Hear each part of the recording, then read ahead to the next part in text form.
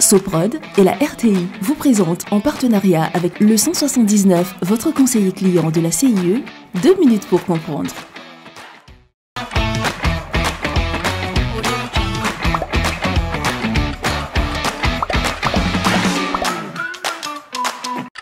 Bonjour, bienvenue dans 2 minutes pour comprendre, votre capsule quotidienne qui vous aide à comprendre comment fonctionne le monde qui nous entoure. Aujourd'hui, je vais vous parler de la mouche. Partout, elles sont partout.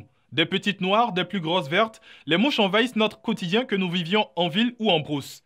Mais qui sont-elles exactement? Comment vivent-elles? Et sont-elles dangereuses pour notre santé? Les mouches se posent n'importe où et en particulier sur les aliments. Elles peuvent par ces simples actions transmettre des agents pathogènes, bactéries et autres virus qu'elles contractent en se nourrissant de déchets. Sachez par exemple que la prolifération des mouches correspond à des périodes de hausse des maladies gastro-intestinales. Sachez aussi que certaines espèces de mouches peuvent piquer et ainsi provoquer des irritations. Il existe une multitude d'espèces de mouches. La plus courante, la domestique, mais aussi la bleue, la verte, les tans dont il faut se méfier. Leur morsure est particulièrement douloureuse. Mais alors, que faire pour qu'elles n'envahissent pas nos maisons? D'abord, fermez portes et fenêtres ou installez des moustiquaires. Ne pas laisser de nourriture et de boissons à l'air libre. Vos poubelles doivent être fermées hermétiquement. Nettoyez les endroits où vivent vos animaux domestiques. Les mouches adorent les excréments, elles s'y reproduisent. En Côte d'Ivoire, vit aussi une espèce particulièrement détestée de mouches. La mouche dite des manguiers ou mouche des fruits. Pour les producteurs de mangue, c'est un véritable fléau.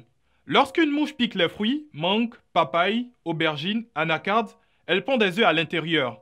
Ces œufs deviennent des larves qui, une fois devenues adultes, se reproduisent, ce qui constitue des énormes pertes de fruits. Et attention! Lorsqu'une larve ou une piqûre de mouche est découverte dans un conteneur à l'exportation, celui-ci est automatiquement déclassé et l'État reçoit une notification.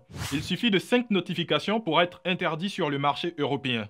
On comprend ainsi pourquoi l'État ivoirien a décidé l'an dernier d'ouvrir une ligne budgétaire annuelle au ministère de l'Agriculture et du Développement rural pour lutter contre cette agression.